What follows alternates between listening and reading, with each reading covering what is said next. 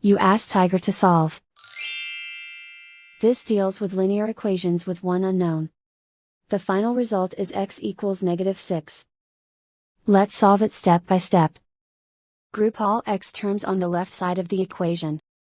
Subtract 6x from both sides.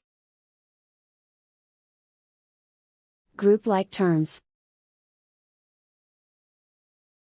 Simplify the arithmetic. Group like terms.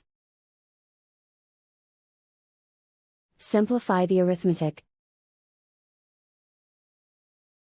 Group all constants on the right side of the equation.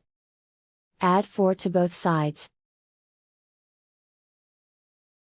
Simplify the arithmetic.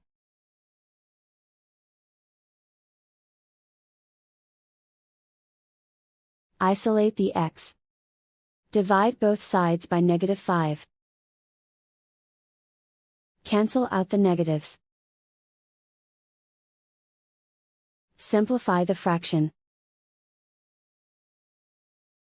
Move the negative sign from the denominator to the numerator. Find the greatest common factor of the numerator and denominator. Factor out and cancel the greatest common factor. And so the final result is x equals -6.